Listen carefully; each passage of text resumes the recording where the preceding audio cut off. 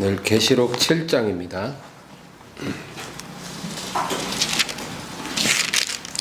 계시록 7장 9절에서 17절 7장 9절에서 17절까지 합독합니다. 2일 후에 내가 보니 각 나라와 족속과 백성과 방언에서 아무도 능히 셀 수 없는 큰 무리가 나와 흰옷을 입고 손에 종려 가지를 들고 보좌 앞과 어린 양 앞에 서서 큰 소리로 외쳐 이르되 구원하심이 보좌에 앉으신 우리 하나님과 어린 양에게 있도다 하니 모든 천사가 보좌와 장로들과 내 생물의 주위에 서 있다가 보좌 앞에 엎드려 얼굴을 대고 하나님께 경배하여 이르되 아멘. 찬송과 영광과 지혜와 감사와 존귀와 권능과 힘이 우리 하나님께 세세토록 있을지어다. 아멘 하더라. 장로 중 하나가 응답하여 나에게 이르되 이 흰옷 입은 자들이 누구며 또 어디서 왔느냐. 내가 말하기를 내 주여 당신이 아시나이다 하니 그가 나에게 이르되 이는 큰 환난에서 나오는 자들인데 어린 양의 피에 그 옷을 씻어 희게 하였느니라. 그러므로 그들이 하나님의 보좌 앞에 있고 또 그의 성전에서 밤낮 하나님을 섬기매 보좌에 앉으신 이가 그들 앞에 치시리니 그들이 다시는 줄이지도 아니하며 목마르지도 아니하고 해나 아무 뜨거운 기운에 상하지도 아니하리니 이는 보좌 가운데 계신 어린 양이 그들의 목자가 되사 생명수 샘으로 인도하시고 하나님께서 그들의 눈에서 모든 눈물을 씻어주실 것임이라. 아멘. 할렐루야. 오늘 우리가 부른 찬양이 진짜 오늘 본문하고 너무 잘 어울리네요. 어떻게 이렇게 잘 선곡을 했는지. 오늘과 다음 시간 두 번으로 이제 계시록을 마칠까 합니다.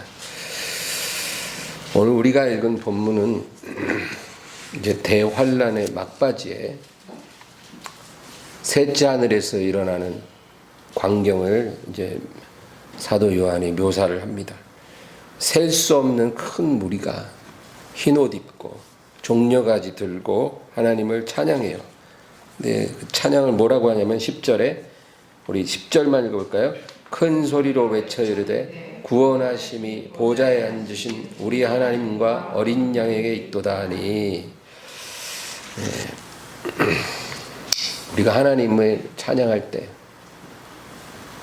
무엇보다도 구원하시는 그 은혜를 찬양해야죠.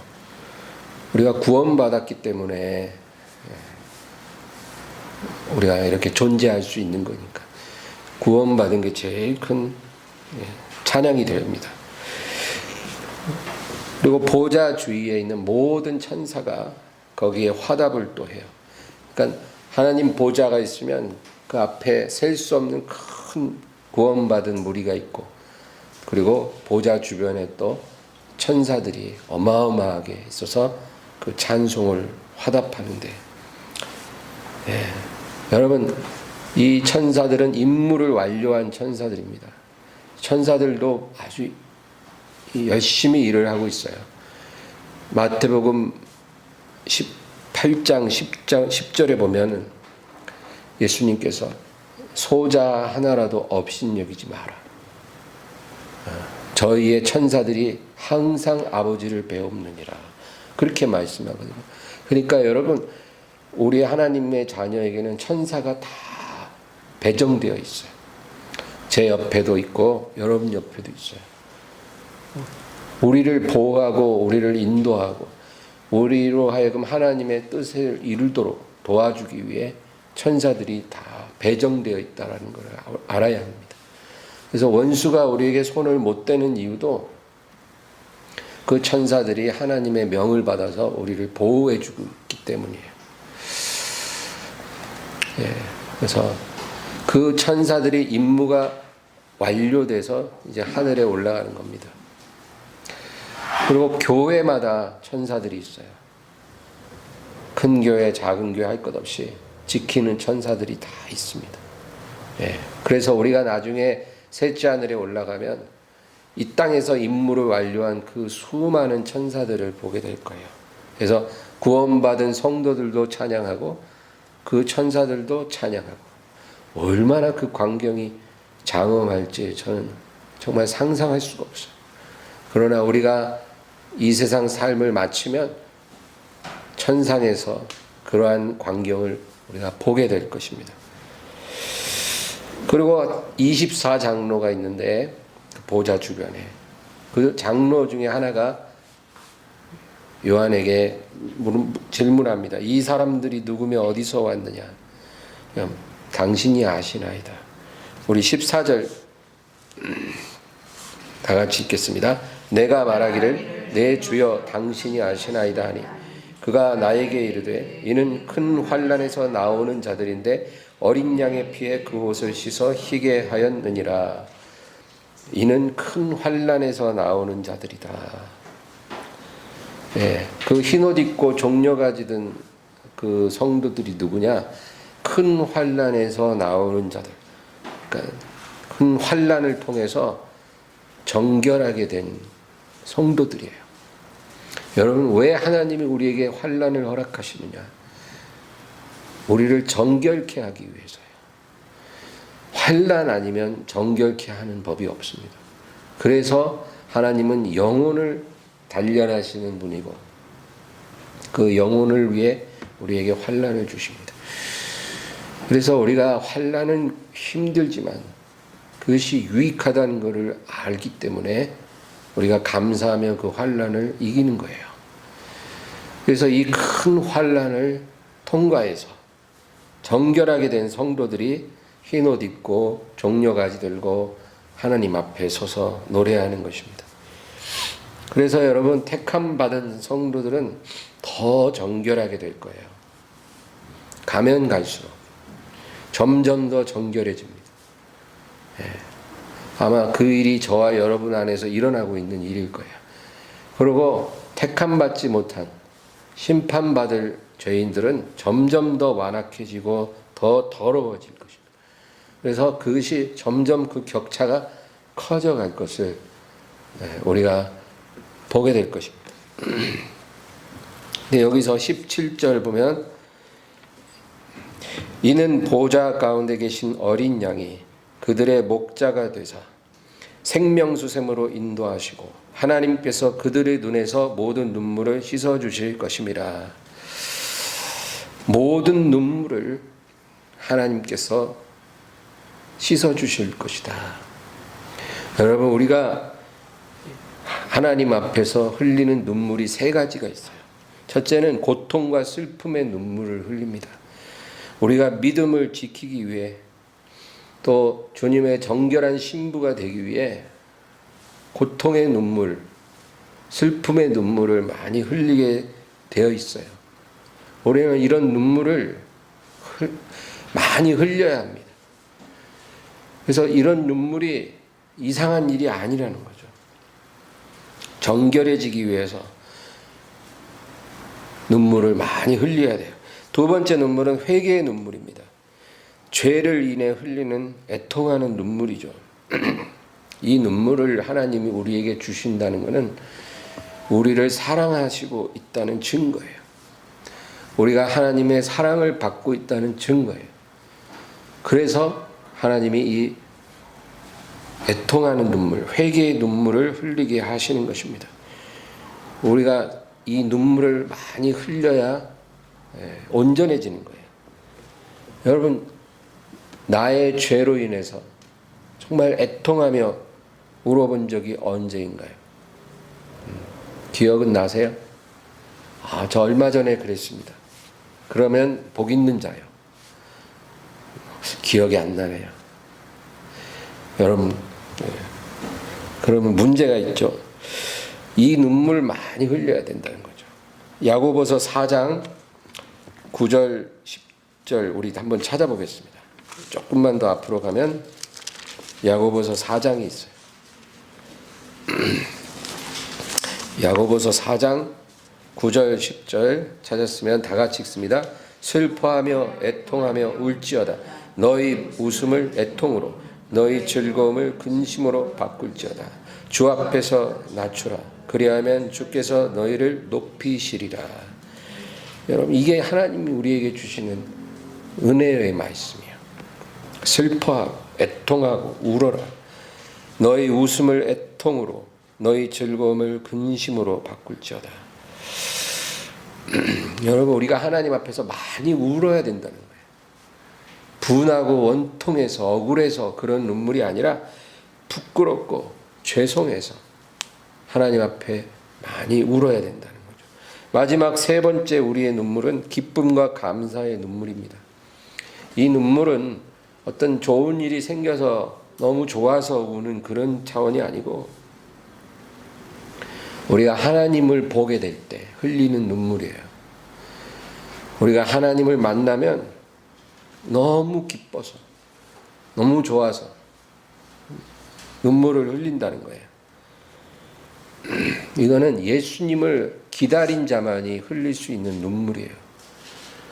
예수님을 기다리고 기다렸던 사람이 예수님을 만나게 될 때 우리가 눈물을 흘리는 거예요.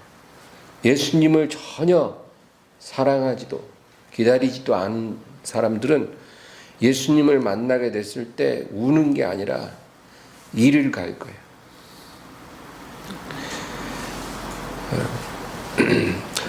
어떤 남편이 자기 아내에게 내가 먼 나라에 가서 돈 많이 벌어올 테니까 언제 올지는 기약할 수 없으나 나를 믿고 기다려줄 수 있겠니? 그렇게 말을 하고 아내가 그러겠다고 했어요. 그리고 남편이 이제 돈을 벌러 갔어요. 근데 5년이 지나도 안 오고 10년이 지나도 안 오고 안 오는 거예요. 그런데 한 20년쯤 지나서 어느 날 아침에 문을 탁 열었는데 현관 앞에 남편이 와 서 있는 거예요. 그러면 이 아내가 어떨 것 같으세요? 우는 거예요. 하루도 남편을 생각하지 않은 날이 없었거든요. 정말 남편이 남기고 간 그 약속 하나 믿고 그 많은 시간 외로움을 참고 그리고 아이들 키우고 나가서 또 일해야죠. 그러면서도 언젠간 내 남편이 약속을 지키기 위해 올 거다 믿고 그렇게 살아왔거든요. 근데 한 20년쯤 지나 남편이 다 와 있는 거예요. 하염없이 울죠. 그쵸? 근데 만약에 그동안 결혼 3번 하고 지금 4번째 남자랑 살고 있는데 어느 날 갑자기 현관 앞에 남편 와서 서 있으면 여러분 눈물이 흐르지 않을 거예요. 우리가 예수님을 만날 때 흘릴 눈물도 이와 같은 거예요. 예수님을 정말 기다렸던 사람들은 예수님 앞에 딱 섰을 때 그분을 뵈게 될 때 눈물이 흘러나오는 거예요. 이제까지 내가 예수님 앞에 설 이날을 위해 그 많은 세월을 살아왔거든요. 그러니까 울죠. 근데 예수님이 뭐라 그래요? 그때 내가 너희의 그 눈물을 씻어주리라. 네. 여러분, 성경은 그대로 이루어질 줄 믿습니다. 그러나 예수님을 기다리지 않은 사람들, 교회 다니고 믿노라고 하면서도 예수님을 전혀 기다리지 않고 세상과 가늠하고 그렇게 살던 사람들은 그날 결코 울 수가 없을 거예요. 바깥 어두운 데 쫓겨나 일을 가게 될 것입니다.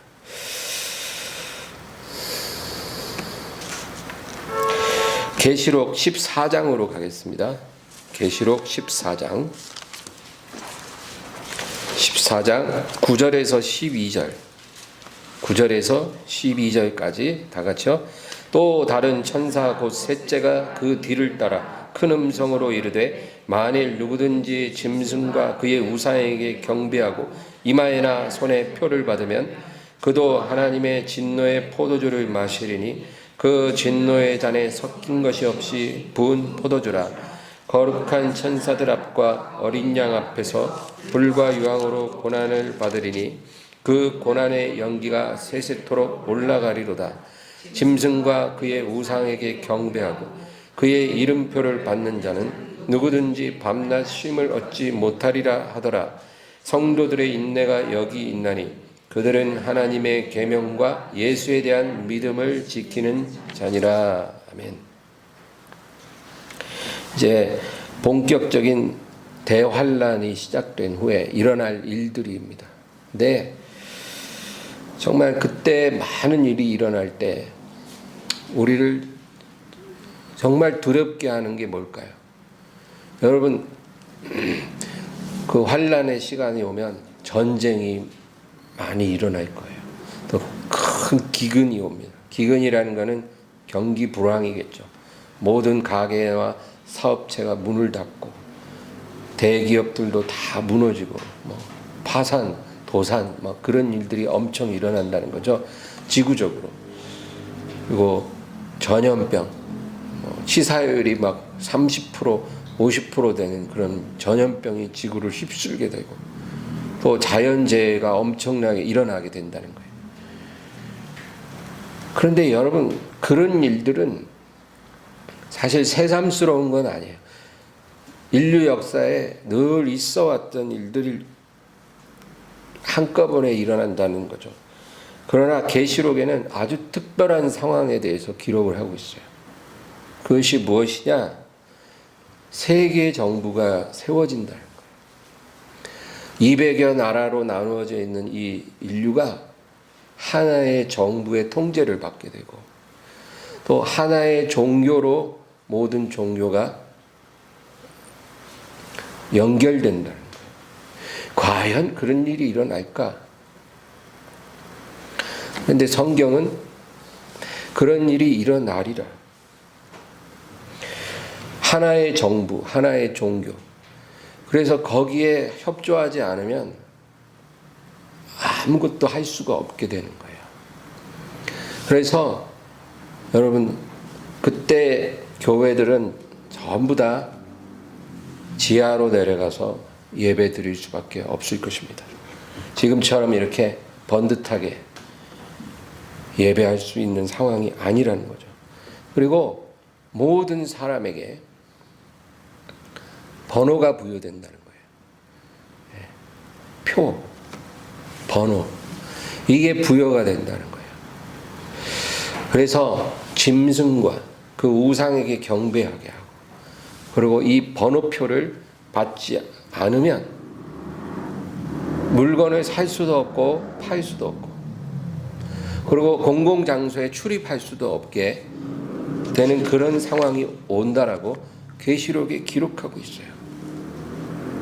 이 표에 대한 것은 13장에 자세히 기록이 되어 있는데 특별히 오늘 우리가 방금 읽은 14장 9절 10절에 보면 9절 중반에 만일 누구든지 짐승과 그의 우상에게 경배하고 이마에나 손에 표를 받으면 그도 하나님의 진노의 포도주를 마시리니 이런 일을 하면 하나님의 진노의 포도주 잔을 마시게 되어 불과 유황으로 고난을 받고 고난의 연기가 세세토록 올라가고 밤낮 쉼을 얻지 못하리라. 근데 이런 계시록의 그 말씀이 너무 어려운 거예요. 과거에는 이게 무엇을 의미하는지 이해하지 못했어요. 그러나 요즘에 이 계시록을 읽어보면 많이 이해가 됩니다. 기술적으로나 시대적으로나 이게 가능해질 것 같은 거예요. 여러분, 요즘에 혹시 뉴스를 보면 뉴스에 자주 나오는 기사들 중에 디지털 화폐라는 말을 들어보셨을 거예요. 가상화폐, 디지털 화폐. 그리고 백신 인증서라는 말도 들어보셨을 거예요. 이제 더 자주 들을 거예요. 이 디지털 화폐와 백신 인증서 이 두 가지 화두는 우리가 주의 깊게 지켜봐야 할 것입니다. 디지털 화폐가 등장한다는 거예요. 우리가 이제까지 쓰던 그 돈은 사라지고 디지털화된 돈이 이제 통용되는 거죠. 그리고 백신 인증서를 받게 할 거예요. 백신을 받았는지 안 받았는지 그 인증서가 있어야 공공장소에 들어갈 수 있는 거예요. 그런데 이제 이 두 가지가 결합이 될 겁니다. 결합이 돼서 우리 몸에 이식이 될 때 그것이 바로 성경이 말하는 표가 되는 거예요. 이 표가 없이는 매매를 할 수가 없고 공공장소에 출입할 수가 없게 하는 거예요. 이 디지털 화폐와 백신 인증서가 결합해서 우리 몸의 디바이스로 이식이 될 때 그것이 성경이 말하는 그런 상황이 된다, 그 얘기예요. 예전에는 이런 성경을 이해하기 어려웠어요. 이게 무엇을 의미하는가. 그러나 요즘에는 설명하기가 아주 쉽다는 겁니다. 생각보다 모든 상황이 빨리 진행되고 있고 결국은 이제 이 상황이 조금씩 더 진행해서 우리가 피할 수 없는 그런 상황을 맞이하게 될 거라는 겁니다. 여러분 계시록 13장에 있는 666이 바로 이것이라는 것을 우리가 머지않은 때에 알게 될 것입니다. 근데 오늘 14장 12절에 보면 12절 다 같이 읽겠습니다. 성도들의 인내가 여기 있나니 그들은 하나님의 계명과 예수에 대한 믿음을 지키는 자니라. 많은 사람들이 이 환난의 시간을 견디고 정결케 될 것이라고 말하고 있습니다. 예수님도 너희 인내로 너희 영혼을 얻으리라. 여러분 이런 시간이 가까이 오고 있어요. 16장 15절을 읽겠습니다. 16장 15절이요. 보라 내가 도둑같이 오리니 누구든지 깨어 자기 옷을 지켜 벌거벗고 다니지 아니하며 자기의 부끄러움을 보이지 아니하는 자는 복이 있도다. 예. 이 계시록 16장은 전체가 7 대접을 천사들이 붓는 이야기예요. 여러분 마지막 3년 반 동안 7 봉인이 해제되고 7 나팔을 불고 그리고 7 대접을 붓는 거죠. 이렇게 순서대로 이루어져서 마지막 7번째 대접이 부어지면 모든 것이 끝난다는 거예요. 그런데 이 16장은 7 대접이 부어지는 이야기인데 이 16장에서 뜬금없는 구절이 하나가 있어요. 왜 이 구절이 여기 들어가 있지? 전혀 앞뒤 문맥하고 안 맞는 이질적인 구절이 하나가 바로 15절이라는 거예요. 여러분이 집에 가서 16장을 천천히 읽어보시면 제 말을 이해할 거예요.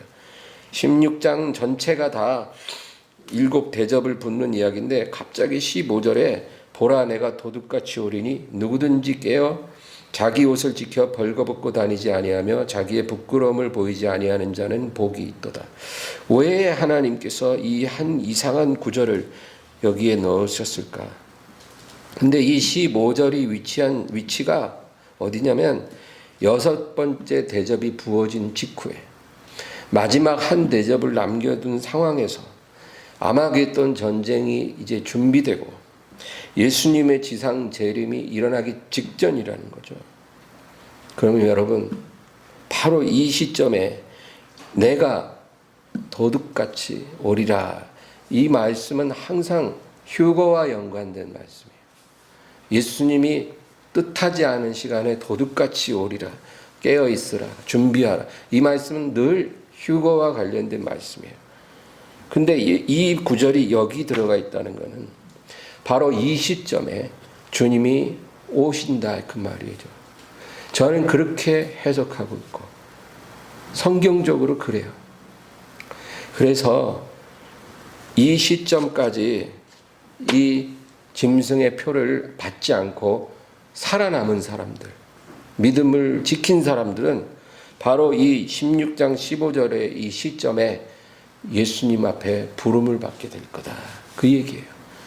그러니까 여러분 평화로운 때에 예수님이 도둑같이 한번 오실 것이고, 그 사건이 일어난 직후에 바로 적그리스도가 출현해서 이스라엘과 7년 조약을 맺을 것이고, 그 조약의 중간에 그 조약이 깨지면서 3년 반 동안 대환란이 일어나는데, 그 대환란의 끝부분에 가서 바로 16장 15절의 이 시점에 와서 예수님이 그때까지 환란을 견디고 표를 받지 않았던 그 성도들을 위해서 다시 한번 불러가시는 역사가 일어날 것이다. 이렇게 해석이 되는 것입니다. 그래서 이 16장 15절과 마태복음 24장 29절에서 31절을 같이 읽으면은 더 이해가 돼요. 마태복음 24장으로 한번 가겠습니다.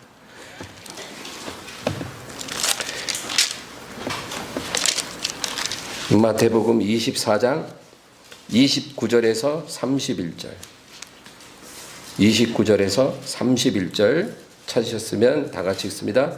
그날 환란 후에 즉시 해가 어두워지며 달이 빛을 내지 아니하며 별들이 하늘에서 떨어지며 하늘의 권능들이 흔들리리라.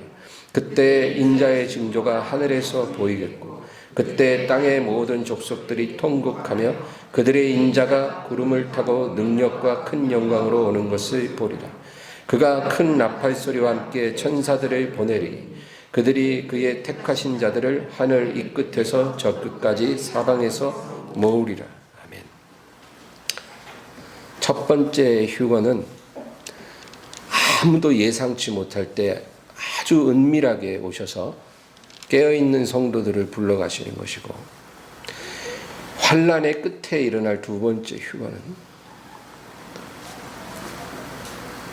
많은 사람들이 그것을 보게 될 거예요. 그리고 끝까지 믿음을 지킨 자들은 그 부르심에 참여하게 될 겁니다. 너희 인내함으로 너희 영혼을 얻으리라. 그 말씀대로 될 거예요. 그래서 여러분, 우리에게 하나님이 기회를 주고 계세요.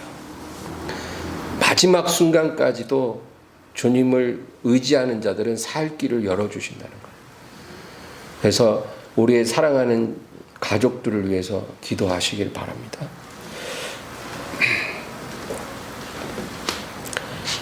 이제 누가복음 21장을 한번 찾아보겠습니다. 누가복음 21장.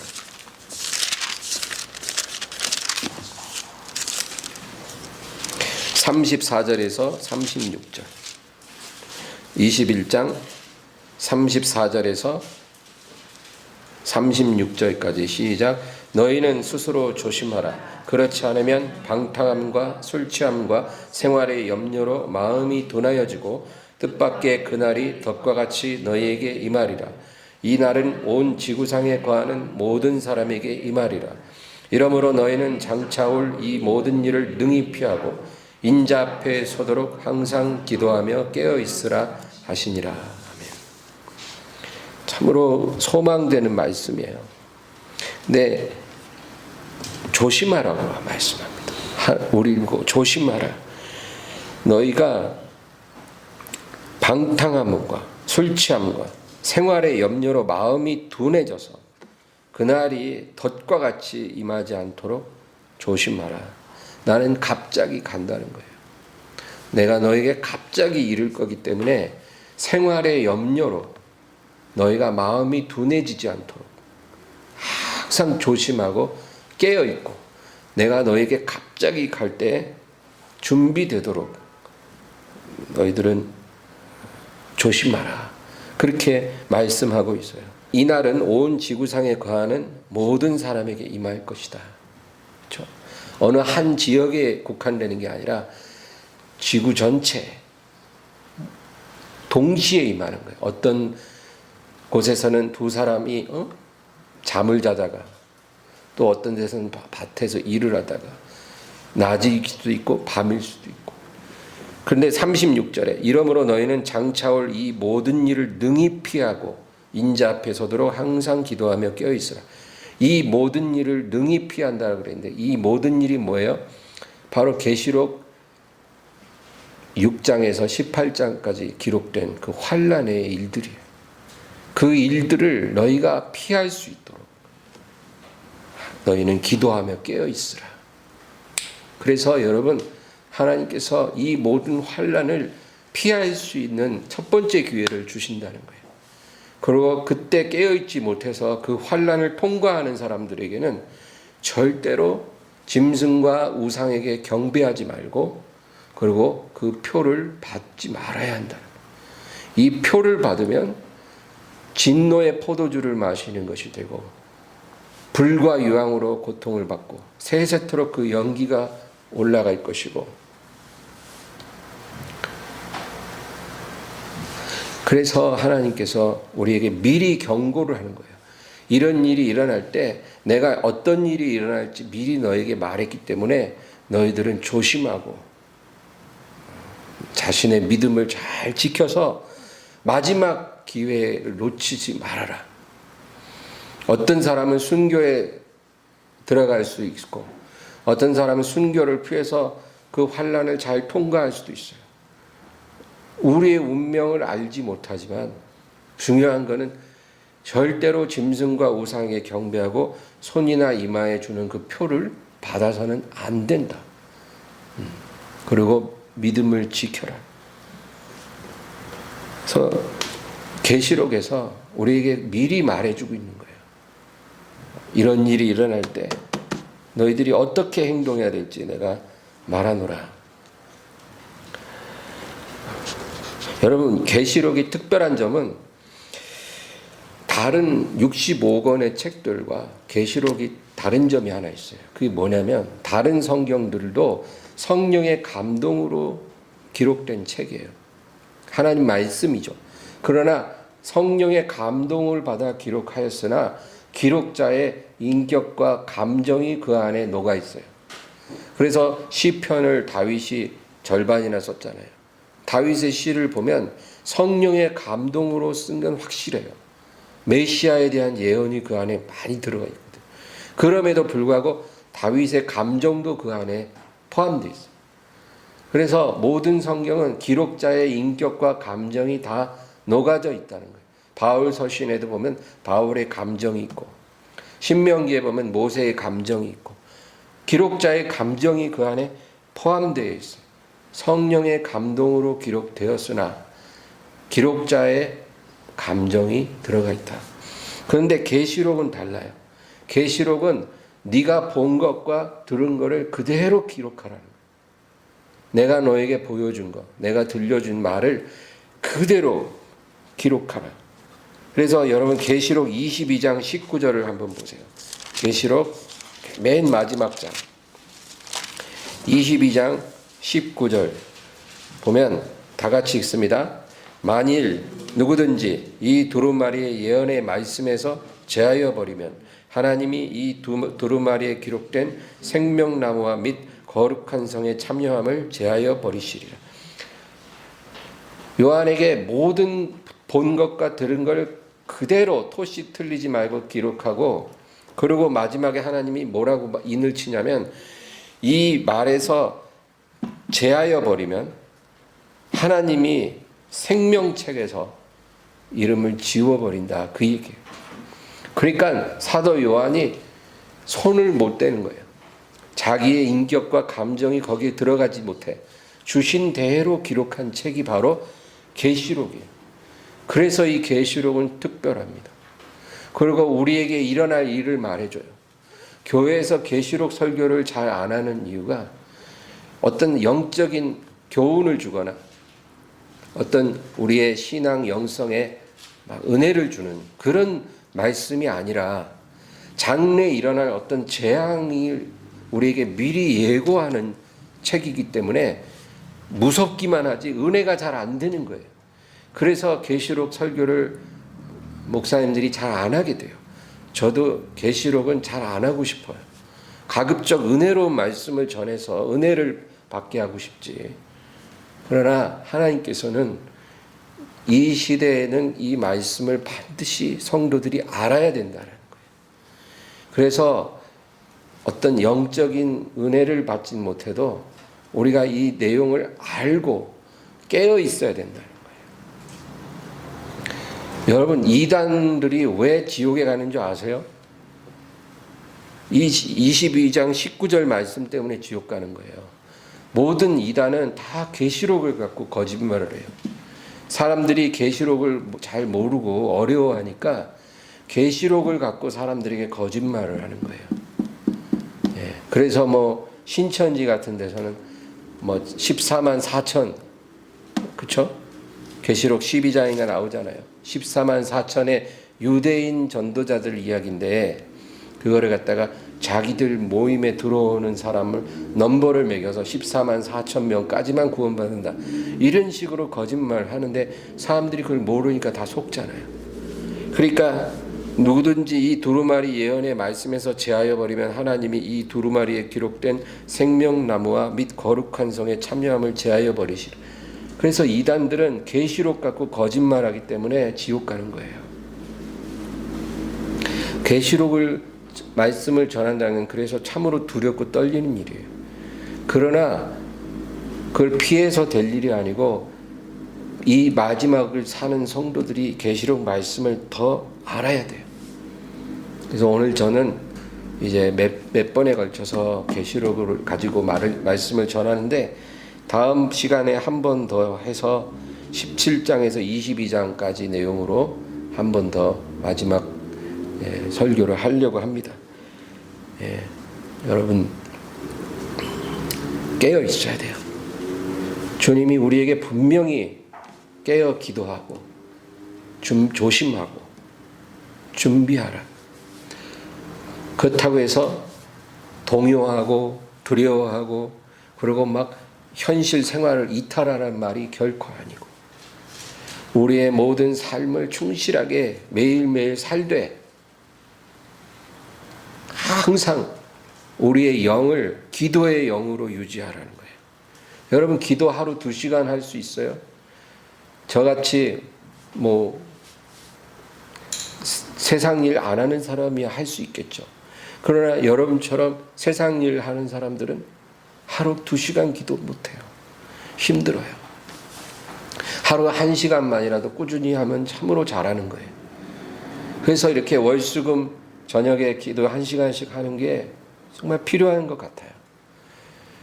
그래, 하루 24시간 중에 1시간 하기도 쉽지 않은데, 우리가 계속 기도는 못해도 기도의 영을 살려서 그 기도의 영으로 살아가야 돼요. 기도의 영으로 산다는 말은 주님을 의식하면서 사는 거예요. 그리고 항상 우리 눈은 세상을 보면서도 하늘에 계신 영광의 주님을 보는 거예요. 이렇게 깨어 있어야 된다는 거예요. 그리고 하나님이 근심하는 일은 절대 하면 안 되고, 하나님을 기쁘시게 하는 일을 하고 살아야 돼요. 때로 우리가 실수하고 넘어질 수 있지만, 그러면 다시 일어나서 예수님의 피로 씻고 주님께 나아가야 되는 거예요. 여러분, 이렇게만 살면 조금도 걱정할 게 없어요. 조금도 두려워할 일이 없어요. 예수님께서 우리를 지켜보고 계셔요. 우리를 지키는 천사들이 항상 하나님을 배웁느니라 했으니까 우리의 중심을 천사들이 그대로 보고하고 있어요. 주님의 날에 여러분 다 주님 앞에 서게 되기를 주님의 이름으로 축원합니다. 오늘 말씀을 생각하면서 우리 간절히 기도합니다. 주여